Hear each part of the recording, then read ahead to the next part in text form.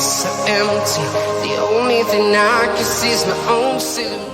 Fala galera do canal do Chaplin, acabei de acompanhar, né, ali uma história, né, uma aula de história do professor Milton Teixeira.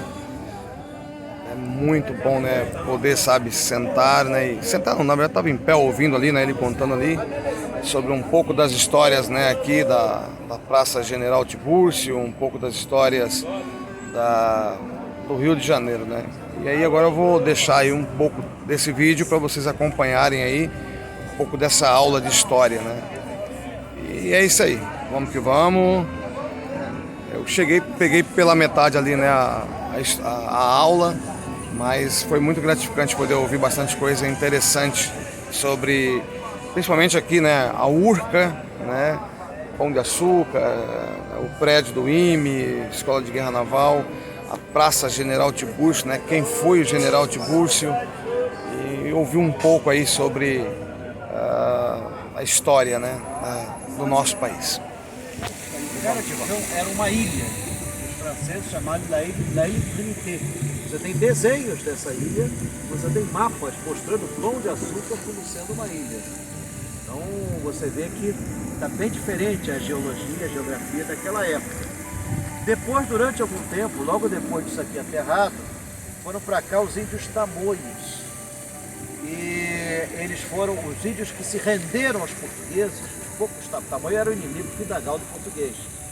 Mas um grupo se rendeu para não ser passado a fio de espada. Então eles vieram para cá, foram postos aqui numa aldeia. E dizem os arqueólogos que quando chove muito, você ainda encontra a cerâmica deles. Por aqui. Ainda encontra um pouco da cerâmica deles. No século XVII foi feito um forte, do qual ainda restam as duas pontas dele, desse forte da Praia Vermelha. Praia Vermelha ganhou esse nome por causa da cor de suas areias, uma cor avermelhada.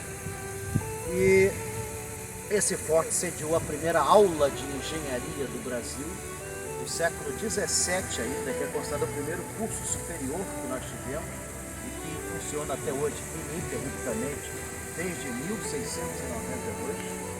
Então, teve isso, aula de engenharia. Que aula de engenharia? Porque nós precisamos de forte para defender a cidade do Rio de Janeiro. No século XIX foi feito aqui um quartel que a partir de 1856 abrigou a Escola Central do Exército. Esse quartel ia de cabo a rabo, era enorme, era uma construção feiosa. E um dos comandantes aqui, inclusive, era o Benjamin Constant. E ele saiu daqui dia 15 de novembro, era a cavalo, né, por até o centro. A ideia do Benjamin era depor o presidente do Conselho de Ministros e proclamar a República. Deodoro tomou a frente dele, então deu conta. Benjamin Constant era coronel, Deodoro era general, então ele tomou a dianteira e o Deodoro não queria proclamar a República, queria só depor o presidente do Conselho de Ministros. Mas depois, como imperador lá de Petrópolis, indicou para outro presidente do Conselho, um inimigo pessoal do Deodoro, que era o Gaspar da Silveira Martins. É verdade, está documentado. Do Gaspar prendido, né? Exatamente, então diz, então que se proclame a República. Por isso que na bandeira do Brasil... Boa tarde, bom, sejam bem-vindos. Por isso que na bandeira do Brasil está as estrelas da posição da noite do dia 15 de novembro. Porque foi de noite que foi tomada a decisão. E de manhã só se depois o conselho, tudo mais. Esconderam preto. O imperador Dom Pedro II, quando chegou aqui, ele recebeu um telegrama. Ele disse, que bom, não me querem como imperador, vou ser professor. Ainda bem que ele não foi, ia morrer de fome. Naquela época o professor ganhava uma miséria no Brasil. Então foi melhor ser banido. Foi melhor ser banido. Teve um destino melhor do que ser professor. Eu tinha sonho de ser professor. Bom, mas voltando aqui a vaca fria, como diziam os antigos. Esse quartel continuou a funcionar durante muitos anos. Em 1908 ele foi totalmente reformado, transformado num palácio para a exposição do centenário da abertura dos portos brasileiros das Nações Unidas. Era o Palácio das Indústrias, tinha uma cachoeira no meio, era uma coisa fantástica. Foram feitos vários pavilhões aqui, quase todos eles demolidos. Você só tem o que hoje é o Museu de Ciências da Terra, que está ali, Era um prédio do século XIX, foi transformado em pavilhão das grandes indústrias, mas todos os outros prédios que eram muito bonitos foram abaixo. Não digo que foi um ímpeto destruidor mesmo, mas eram construções que eram provisórias, não eram construções para durar. Muitas delas eram de gesso. Por incrível que pareça, eu conheci gente que esteve na exposição, Lúcio Costa. Ele disse que tudo era de madeira recoberto de gesso.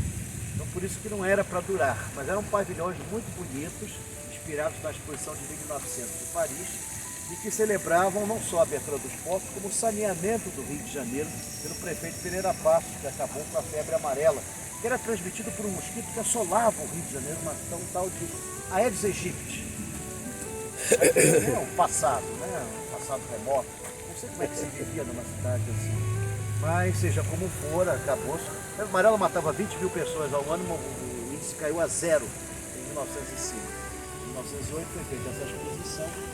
E foi nessa exposição que o engenheiro Augusto Ferreira Ramos teve a ideia de fazer um teleférico que, no início, enfrentando a descrença geral, ele pôde inaugurar com muita dificuldade em 1912 o trecho até o Morro da Urca, com 24 metros, e depois em janeiro de 1913 o trecho até o Pão de Açúcar. Agora, pouquíssima gente sabe, mas teria uma continuidade esse ponto. Ele iria até o Morro do Leme. Mas aí aconteceu uma coisa desagradável. A guerra do Império Alemão, toda a tecnologia do bonde era alemã, então foi impossível continuar essa obra, até porque o fluxo de turistas acabou por conta da guerra. Então não havia por que fazer essa... Olha, eles tinham um projeto para levar o bonde até Ipanema, pelo Alto do Rio. Nós íamos ter uma série de teleféricos aqui na cidade do Rio de Janeiro. Seria muito interessante, mas só foram completados esses dois aqui. O Morro do Leme também enfrentava um outro problema. Ali tem um forte. E esse forte seria útil caso o Rio de Janeiro fosse atacado. É interessante, aliás, a primeira vez que o cabo do bondinho se rompeu foi em 1935, na intentona comunista. Um tiro de canhão cortou o cabo. Era administrado então pelo Carlos Pinto Monteiro, português. Só em 1939 que chegaram novos cabos da Europa. Hoje cada bondinho tem 3 cabos. Antigamente eram só 2. Depois teve a ruptura em 51, foi famosa essa ruptura que o pessoal teve que passar de escadinha de um bondinho para o outro. Não sei como é que aguentaram, mas houve isso. Onde não caiu não, foi suspenso nunca. Mas recentemente ocorreu outro acidente, mas agora o bonde tem 3 cabos. Ele é um transporte considerado seguro, viu? Em 110 anos nunca morreu ninguém no bondinho. Morreu gente se jogando do alto do Pão de Açúcar. Isso até hoje. Inclusive eu conheci um grupo de montanhistas que caçava os cadáveres do Pão de Açúcar. E muita gente ficava preso nas rochas. Os cadáveres ficavam presos nas rochas. O interessante, o cadáver não apodrecia. Por causa da salinidade do mar, ele virava uma múmia. Então tinha as múmias do Pão de Açúcar. Interessante. Era que eles catavam esses corpos aqui, as múmias. Isso em que ano, professor? Oi? Esse período era em que ano? Até hoje. Até hoje? Até hoje. E agora então com essa crise. Curso privado. Foi curso privado. E até hoje que administra a mesma companhia, que é a linha aérea do Pão de Açúcar, foi dirigida pelo engenheiro Augusto Ferreira Ramos, até 36, depois Carlos Pinto Monteiro, depois Cristóvão Leite de Castro, que eu cheguei a conhecer, morreu com 103 anos, morreu Lúcio, bom nome, Cristóvão Leite de Castro, depois a Maria Ercília Leite de Castro. Na época do prefeito Conde, o prefeito quis retomar a concessão do bondinho, a família Leite de Castro entrou na justiça, e apesar de ser uma concessão pública, que não é definitivo, né? Mas aqui no Brasil a lei é feita para quem paga o melhor advogado. Por isso que o diabo nunca foi processado. Não tem advogado no céu. Então, o diabo nunca vai ser processado na vida. Então, eles conseguiram e mantiveram a posse, como também tentou o trenzinho do Corcovado, e também perdeu o trenzinho do Corcovado. A prefeitura até hoje está meio às turras, tanto com o bondinho como quanto o trenzinho do Corcovado. Eles têm um sonho. Sim. O sonho deles é recuperar essa mamata, porque isso aqui dá muito dinheiro. Essa família... Agora, eles fazem também muita obra aqui. A companhia faz muita obra, criou esse parque, reflorestou de novo, fez um trabalho notável. Para quem conheceu o bondinho há 40 anos atrás e o bondinho hoje, a diferença é brutal. Você não tinha essa vegetação, você não tinha nada disso, você tinha grama. Professor, uma dúvida, o senhor falou sobre o bonde, né, do Pão de Açúcar até o Leme. E algum tempo atrás eu escutei, né, zuns, de que esse projeto deles, eles tinham ele guardado, mas não conseguiam tirar do papel porque a população lá do Leme parece que iria tirar a paz deles. Eu ouvi um burburinho desses, que eles então, sabe, né, era um dos grandes problemas do Pão de Açúcar não construir. A questão do Leme foi mais pelo forte. O Leme na época não era povoado assim. Entendi. Era muito pouca gente. O forte hoje é turístico, mas na época ele era importante para a defesa. Inclusive ele é armado com obuses. Os obuses atiram a 375 metros de altitude, que é para passar a bala por cima do Pão de Açúcar e acertar o adversário do outro lado. Eles são feitos para enfrentar não uma esquadra europeia, como seria de imaginar, mas a esquadra argentina, que era o nosso grande inimigo na época. Felizmente a guerra aproximou do futebol, e aliás até que nos saiu em relação a eles, né? Então, muito mais. Mas é interessante que em 1915 eles fizeram um teste para a defesa da Baía do Guanabara, e na hora H faltou luz elétrica, no circuito queimaram os holofotes. Se a Bahia tivesse sido atacada, os argentinos teriam tomado. Correu esse troço aqui. Se tivesse, a esquadra teria entrado. Apesar de ser dominação argentina, até que nós não conseguimos época petróleo. Bom, e o Messi seria brasileiro. Né? Então, tem algumas compensações. Então, Buenos Aires é uma cidade linda, maravilhosa. O problema é que tem argentino demais. Mas voltando aqui a vaca fria. Bom, em 1935 você tem a ditadura comunista, o palácio é destruído e houve um acordo com a prefeitura do Rio de Janeiro. Na época a prefeitura era muito mais poderosa que hoje. O prefeito era indicado, para ter uma ideia, pelo presidente da República. E ele fazia par junto com os ministros. Então houve um acordo e o Getúlio Vargas tinha um ótimo contato com o exército brasileiro. A revolta aqui começou por iniciativa do Prestes, que aliás não pôde participar dela, mas o chefe era o Agildo Barata Ribeiro, pai do cômico Agildo Ribeiro. Aqui toda a revolução termina em comédia. Então o mesmo ministro do STF, Oi? que é o que foi ministro do STF, o Barata Ribeiro, teve um Barata Ribeiro que foi ministro do STF, foi o único médico ministro do STF. Esse foi o prefeito do Rio de Janeiro, Cândido Barata Ribeiro. Isso era avô do Agildo daqui e trisavô do Agildinho cômico. Pode ser que seja pai ou alguma coisa. Mas eram todos da mesma família. E todos tinham uma linha assim socialista, liberal socialista. E eles têm um antepassado histórico que era o liberal da época de Dom Pedro I, que também era da família, e agora me falha o nome dele, Cipriano Barata, Cipriano José Barata e Almeida. Pra você ter uma ideia, esse homem em 1822 já falava que as mulheres e homens eram iguais, mulheres, homens e negros eram iguais, todos deveriam ser livres e ter direito ao voto, e que o Brasil deveria ser uma república. Não precisa dizer que o imperador botou ele na cadeia. E a rua em Copacabana, Barata Ribeiro, Barata ao prefeito. Cândido Barata Ribeiro, que era médico.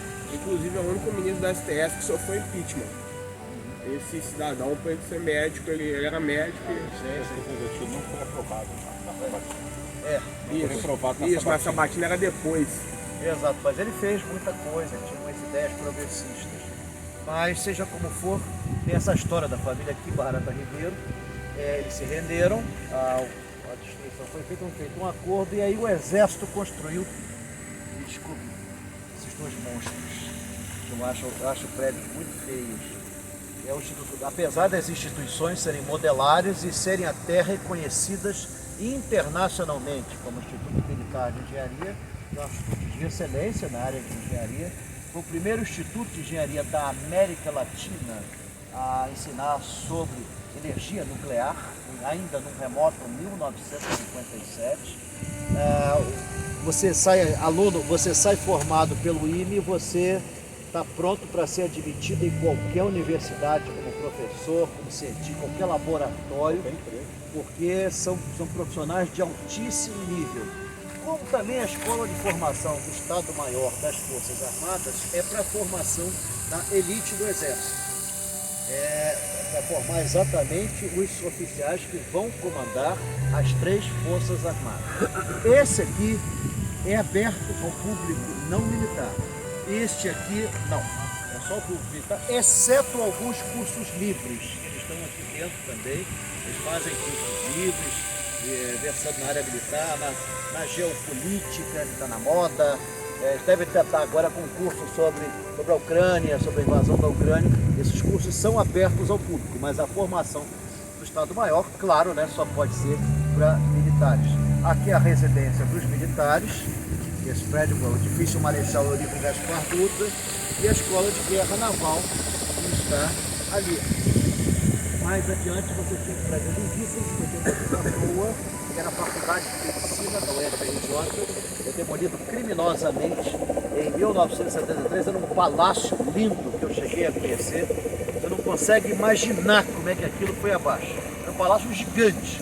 Não, e o pior, ficou 40 anos sem ter nada construído. Quer dizer que demoliu para fazer alguma coisa, só agora que o terreno está sendo ocupado. Aí você tem o EJA, o FRJ, ali mais adiante, com vários cursos, né? São importantes, é um bairro universitário. Isso aqui é o berço da UFBA, né? Depois o bairro vai ser criado em 1922. Eu vou com vocês agora a pista Cláudio Coutinho, não vou percorrê-la toda, porque ela não é longa, mas ela é bem inebriante, você tem vontade de ficar ali o dia inteiro. A minha ideia é exatamente pegar depois do bairro da UFBA e levar vocês até o berço da UFBA, que é o quadrado da UFBA, que era uma piscina, acredite se quiser, onde no dia 7 de setembro de 1922 houve uma exibição de natação que foi a inauguração do bairro da UFBA. Então, tinha isso. Uma outra curiosidade, a Constituição de 1908 foi criada a primeira linha de ônibus do Rio de Janeiro. Sim, a família que botou a linha de ônibus era o Branco, mesma turma que era dona do Hotel Glória. Otávio da Rocha Miranda. Otávio da Rocha Miranda. A primeira linha de ônibus, cabiam 8 pessoas, ônibus vermelho, e teve também uma linha de barcas que terminava aqui. Tem um atracador, até hoje está ali um atracador, o pessoal usa para pescar, mas as barcas paravam aqui. Depois não houve movimento para isso, essas barcas foram canceladas. Aliás, pouca gente sabe, as barcas faziam cabotagem pelo litoral do Rio de Janeiro. Então você podia ir de um bairro para o outro de barca. Isso até o início do século XX. Só na praia de Botafogo você tinha 2 atracadores, um em frente à Senador Bezerro, um em frente à Marquês de Abrantes, outro em frente à Rua São Clemente. Isso que é a Rua São Clemente, que é aquela pracinha, assim, que era que o pessoal fica ter esses 2 atracadores de barco. Você podia ir de barco, pagava uma passagem diferenciada, eu tinha a coleção dessas passagens, todas marcadas, mas por motivos de grana, na verdade falta de, eu as vendi. No leilão, vendi bem. E até porque era a coleção completa. Eram umas fichas de latão, assim, cada uma com um valor para você ir até. Professor, eu vou seguir. Vou chegar, vou formar aqui uma mesa de areia, mas a maior parte aqui é aterro mesmo. Galera, acompanhei aqui um pouco da aula, né, de história aqui do professor Milton Teixeira, né? E agora eu vou seguir. Um exemplo da mídia bem feita.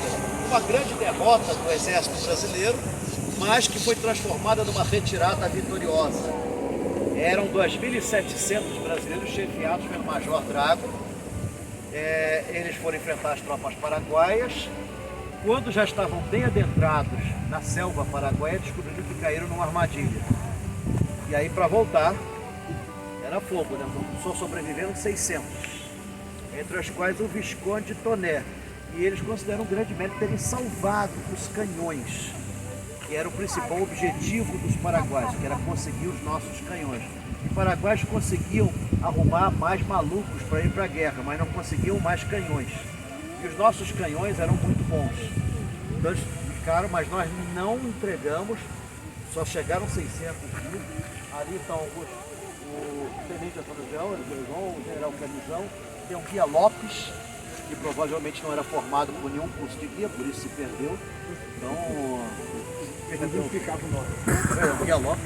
Professor, muito obrigado pela aula. Nada, Não poderei seguir com vocês porque eu sou artista de rua e preciso trabalhar ali na Porta do Consul. Estou ali já, né, há 8 anos fazendo essa alegria do povo. Não se preocupe, porque em breve, do jeito que está o magistério e o turismo, eu vou fazer companhia a você. Ô, Eu vou fazer o gordo e do magro. mas a gente pode fazer, não tem problema, professor?